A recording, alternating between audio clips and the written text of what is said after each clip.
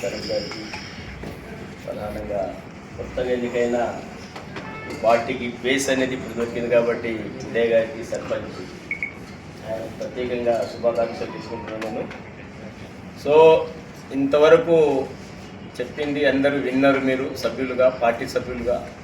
నా అభిప్రాయం కూడా మీకు నేను చెప్పేది ఏంటంటే, ఈడ శశిగిరిరావు గౌడ్ కింద ఎవరైతే పని చేస్తారో, మీరు సబ్జెక్టు వర్క్ నేర్చుకుంటారో, కార్యక్రమం ఏదైనా పార్టీ పిలుపు మేరకు ఎవరైతే అంగీకరించి స్వాగతిస్తారో అందరూ రాబోయే రోజులలో మంచి లీడరు, క్వాలిటీ లీడర్గా తయారవుతారు అని చెప్పి నా మనస్ఫూర్తిగా కోరుకుంటున్నాను. ఎందుకంటే పార్టీలో మన సామాజిక వర్గాలకు ఎవరు విద్య నేర్పరు. నాకు విద్య ఎవరు నేర్పలే కాబట్టి నేను ఎమ్మెల్యే కానీ. అగ్రకులాల పార్టీల సపోర్ట్లు కొట్టడమే నేర్చుకున్నాం. బహుజన పుట్టినోడు బహుజనుడు ఎప్పటికైనా సపోర్ట్ కొట్టడమే మొదలుపెట్టారు. 2 కిలోమీటర్ల దూరం నుంచి. నల్గొండ జిల్లాలో చక్లం శ్రీనాథరావు మీటింగ్ పెడితే 5 కిలోమీటర్ల దూరం సపోర్ట్లు కొట్టింది మా బహుజనుడితో. లారీలు ట్రాక్టర్లలో తీసుకుపోయి 80sలో. సో ఇవాళ ఈ వాదము, బహుజన వాదం అనేది మాన్యశ్రీ కాంశీరాము, డాక్టర్ బాబాసాహెబ్ అంబేద్కర్ నుంచి పుట్టుకొచ్చిన వాదము ఇంతవరకు వచ్చింది. అంటే స్వతహాగా ఇక్కడ ఏ సామాజిక వర్గం లేకుండా, ఆ సామాజిక వర్గం లేకుండా ఇవాళ మీటింగ్ చెప్తుంది. గతంలో ఆ సామాజిక వర్గం మీటింగ్ పెడితే మనం పోయేవాడు. కానీ నిజంగా చాలా గంటల తరబడి మాట్లాడవలసి వస్తుంది. నాకు కానీ మీకు టైం వచ్చినప్పుడు మాట్లాడతా నేర్చుకుంటున్నాం. ఇప్పుడే మనం ఎంత తెలివిపరులు అంటే ఎంత చైతన్యం వచ్చింది తెలుసు. ఇవాళ ఆషామాష చైతన్యం కాదు. ఒక 20 సంవత్సరాల క్రితం బ్యాక్ చూస్తే మేము రాజకీయం చేసింది మరి సపోర్ట్లు కొట్టడమే ఉండేది. ఇట్లాంటి డయాసు, ఇట్లాంటి చైర్లు ఎక్కడంటే చైతన్యం వచ్చింది. ఇవాళ భోజనంలో చైతన్యం వచ్చింది. చదువుకున్నాము, అంత ఎడ్యుకేటెడ్స్ కాబట్టి ఇవాళ గ్రామ పంచాయతీ సర్పంచులు కూడా అంత ఎడ్యుకేటెడ్స్ ఉన్నారు. కానీ ఆ రోజులలో వాళ్ళ జీతగాళ్లకు, వాళ్ళకి ఎవరైతే ఇంట్లో ఆకలి జల్లుతారో వాళ్ళ మహిళలకు ఇప్పటికీ కొద్దిగా ఇంకా మార్పు రాలేదు, ఇంకా ఉంది ఊర్లలో. నేనేమంటున్నానంటే మీకు ఇలాంటి శిక్షణలు, ఇలాంటి నాయకత్వం, మనకు ట్రైనింగ్ ఇచ్చే నాయకత్వం 3 ప్రధానమైన పార్టీల బహుజనుల ఇళ్ళు, గట్టి ఇళ్ళు ఉన్నాయి అక్కడ. మిత్రుడు సైదులు అట్లాంటి నాయకుడు కావాలి, లాల్ నాయక్ అట్లాంటి ఎమ్మెల్యే కావాలంటే అక్కడ వాళ్ళని రాణిస్తలేరు. అక్కడ ఇల్లు కట్టుకురు వాళ్ళు. గౌడ ఇల్లు కట్టుకురు, మున్నూరు కాపు ఇల్లు కట్టుకుండు, నాయక్ ఇల్లు కట్టుకుండు, ఎస్సీలో 2 సామాజిక వర్గం ఇల్లు కట్టుకురు. అక్కడ చాలా స్ట్రాంగ్ ఇల్లు కట్టుకురు వాళ్ళు. 30-40 సంవత్సరాల నుంచి అవకాశాలు పొంది, రిజర్వేషన్లో అవకాశాలు పొంది వాళ్ళు మన అట్లాంటి వాళ్ళు రానియరు. వాళ్ళు ఎవరైతే అగ్రకులాల పార్టీ పెట్టుకుని వాళ్ళైతే జీతగాళ్ళని ఇస్తారో వీళ్ళ కింద జీతగాళ్ళు. ఇప్పుడు బహుజనుల కింద మనం జీతగాళ్ళం ఉన్నాడు. మారింది. ఇక ఎట్లా మారింది? లాల్ నాయక్ ఉన్నాడు. ఎమ్మెల్యే వెనుక తిరిగిన వాళ్లకు ఎప్పటికైనా తెల్లటి డ్రెస్ వేసుకొని వస్తే ఆ ఎమ్మెల్యే ఎస్టీ ఎమ్మెల్యే కావచ్చు, ఎస్సీ ఎమ్మెల్యే కావచ్చు, బీసీ ఎమ్మెల్యే ఓర్వాడు. అంతకుముందు ఎగ్జాంపుల్ చెప్పాడు మన దిలీప్ కుమార్ గారు. ఏం చెప్పారు దిలీప్ కుమార్ గారు అంటే, ఇది బాంచన్ దొర, కాంగ్రెస్ పార్టీలో భాంచన్ దొర అంటేనే కాంగ్రెస్ పార్టీ బీఫామ్ ఇచ్చింది. లాలు నాయకుడు 2004లోనే రావాలి నాకు టికెట్. భాంచన్ దొర కాలే. నేను సుధాకర్ రెడ్డితో తిరిగి ఈ మహేష్ కుమార్ గౌడ్ ఇప్పుడు ఏం లేదు పాపం, నేను కాలేజ్ ప్రెసిడెంట్ ఉన్నప్పుడు మా సత్యం అంటే భాంచన్ దొర. నువ్వు చెప్పినట్టు ఇంట దొర. అరే ఆయన ఏమంటాడు, నీ ఇల్లు ఒక్క ఇల్లు మాత్రమే 100 బిల్డింగ్ కట్టు పైన ఫ్లోర్లు. ఇంకో గౌడు గురించి నువ్వు మాట్లాడవద్దు, ఇంకో ఎస్సీ గురించి నువ్వు మాట్లాడవద్దు, ఇంకో ఎస్టీ గురించి. నేను కదా పార్టీ ప్రెసిడెంట్ని, నేను కదా అవకాశం ఇచ్చేది, నేను కదా మాట్లాడేది అంటాడు ఆయన. అందుకనే ఇవాళ తలసాని శ్రీనివాస్ కావచ్చు ఎగ్జాంపుల్, ఇంకెవరైనా కావచ్చు, వాళ్ళు గట్టి ఇళ్ళు కట్టుకుని ఉన్నారు ఆ 3 పార్టీలలో. కాబట్టి మనలో ఇప్పుడు ఏంటంటే మనం ఇవాళ పార్టీలు తీసుకొచ్చాం. నా లంబాడి సోదరులు కూడా చాలామంది చెప్తున్నారు, అయ్యా దేశంలో పుట్టిన లంబాడోళ్ళు పార్టీ తీసుకురాలేదా, నేను పార్టీ తీసుకొచ్చాను. ఇదే రవీంద్ర నాయక్ మొక్కిన నేను పార్టీ పెడదామే, వద్దు నాయక్ నువ్వు ముండి రేటోడు, నువ్వు పెట్టుకోగానే నేను రానని. నేను ఎన్ని పార్టీలైనా జంప్ చేయాలని అవుతా. కానీ వాళ్ళు మాత్రం పార్టీ పెట్టరు. ఎందుకు పెట్టరు? వాళ్ళు అక్కడ ఆనుకొని ఉన్నారు, వాళ్ళు దగ్గరలో ఉన్నారు. కాబట్టి వాళ్ళు రారు. కాబట్టి ఇలాంటి చేతులు ఇలాంటి పార్టీ మళ్ళీ ఇక్కడ మీ నోట్లలోకి వెళ్ళి ఎప్పుడైనా చిన్న పార్టీ కాదు.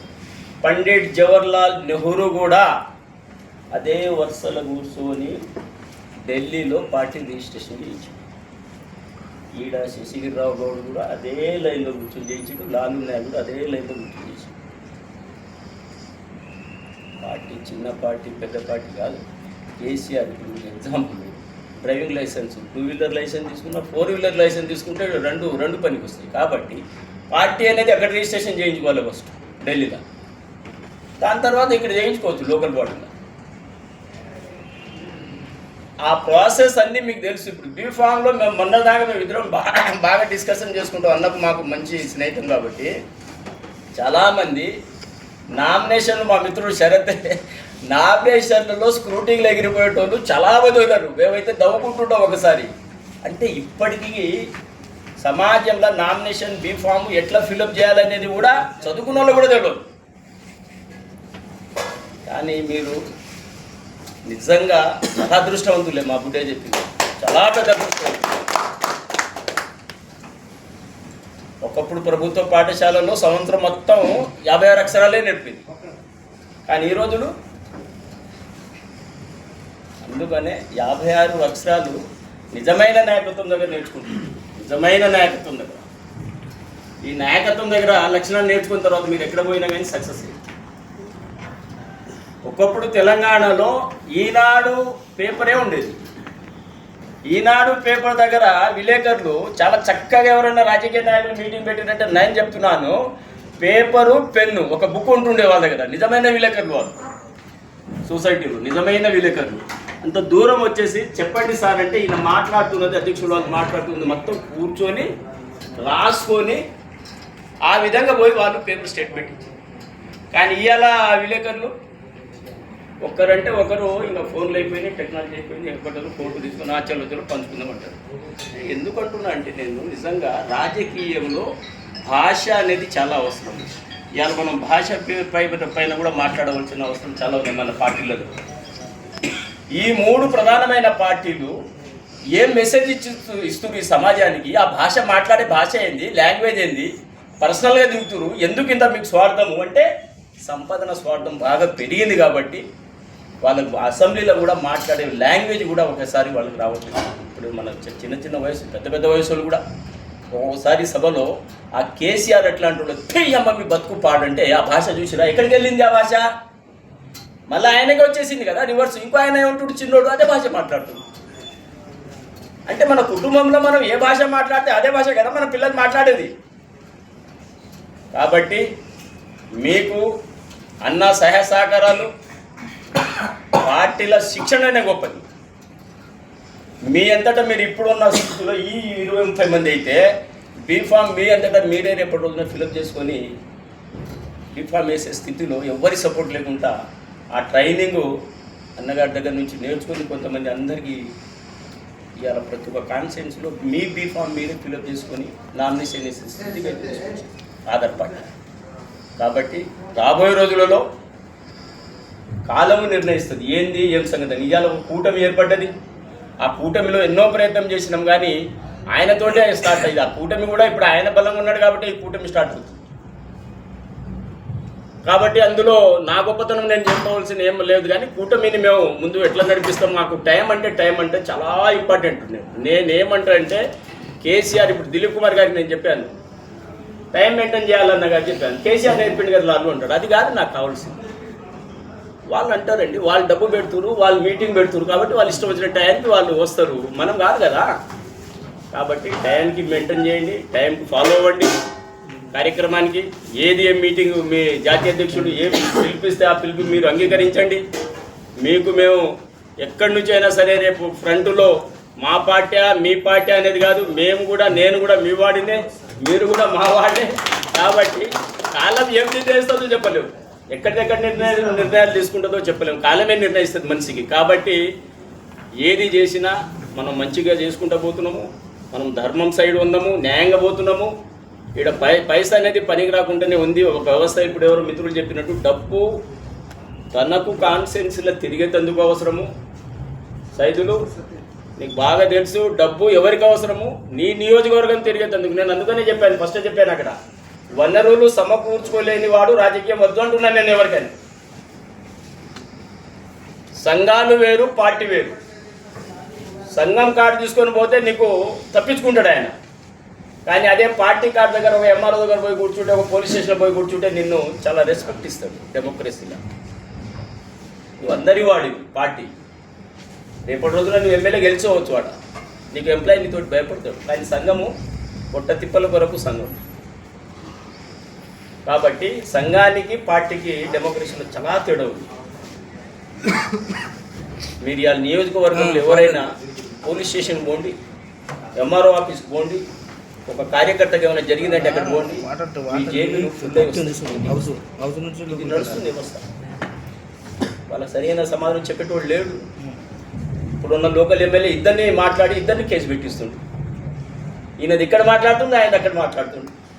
సైదులు ఇటు వస్తాడా, లాలు ఇటు వస్తాడా? వాళ్ళిద్దరి మీద చలో, వాళ్ళిద్దరితో అక్కడ ఇంత తీసుకొని నాకు ఇంత కొంత స్టార్ట్ అయింది. ఇప్పుడు ఈ సర్పంచుల ఎలక్షన్ నుంచి నిన్ననే పోయి వచ్చిన నేను ఊరికి.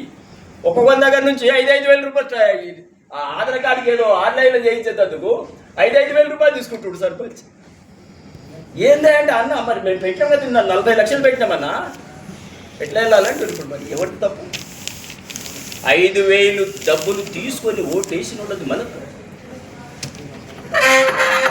అందుకనే ఇంకో చాలా ప్రధానమైన కీలకమైన విషయం, ఓటును అమ్మవద్దబ్బా. ఎవరిచ్చారు నువ్వు ఓటు అమ్మే హక్కు? ఎట్లా అమ్ముతావు నువ్వు? ఎట్లా అమ్మ అంటే డబ్బు తీసుకొని ఓటు ఎట్లా ఇస్తావు నువ్వు? అసలు ఎంత పాపం అది వ్యవస్థలో. నువ్వు ఓటు గిట్ట అమ్ముతే ఆ ఓటు యూజ్ చేయవద్దు. మనం నీ బిడ్డ నమ్మినట్టే అని చెప్పారు చరిత్ర. నీకు ఎవరిచ్చారు అధికారం ఓటు? నువ్వు ఓటు ఎట్లా డబ్బుతో ఎట్లా అమ్ముతావు అసలుగా? అందుకనే మనం మార్పు రావాలి. ఇప్పుడు ఈ ఆధార్ పార్టీ నుంచి కావచ్చు, బహుజన రాజ్యం పార్టీ కావచ్చు, కూటమి నుంచి కావచ్చు, మార్పు తెద్దాం. మార్పు తెచ్చి చూపెట్టిరు.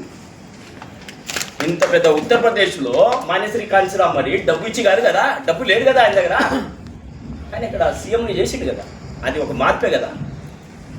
అది కూడా మనం మార్పు ఇక్కడ తెలంగాణలో వస్తుందని మనం ఇవాళ బహుజన కూటమి కావచ్చు, ఇక్కడ బలమైన వాదము బీసీ వాదం ఉంది.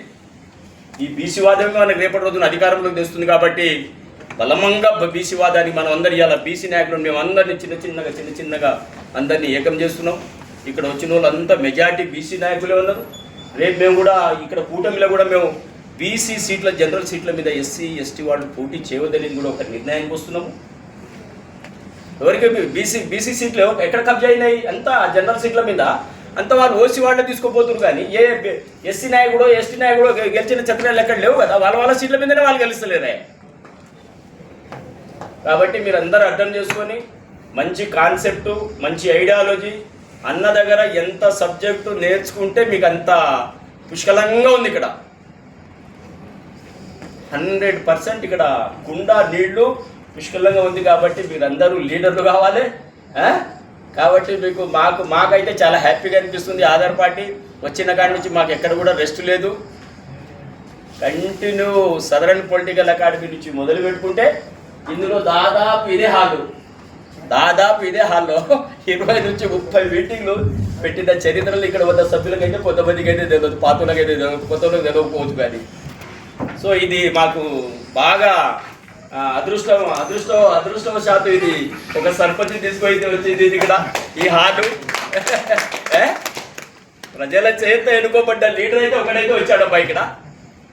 కాబట్టి అదృష్టవశాత్తు మాకు ఈ దారెడు కూడా తాజ్మహల్ హోటలే మొదట మాకంతా అందం పెట్టింది. కాబట్టి దీనికి మర్చిపోకుండా మనందరూ కూడా కలిసికట్టుగా చేదోడు వాదోడుగా అందరికి ఒక్కొక్కరు కలిసి ముందుకు పోవాలని చెప్పి మనకు టార్గెట్ 25 ఎలక్షన్. కాబట్టి ఎవరి అదృష్టాలు ఎట్లా ఉంది ఇట్లా చెప్పండి.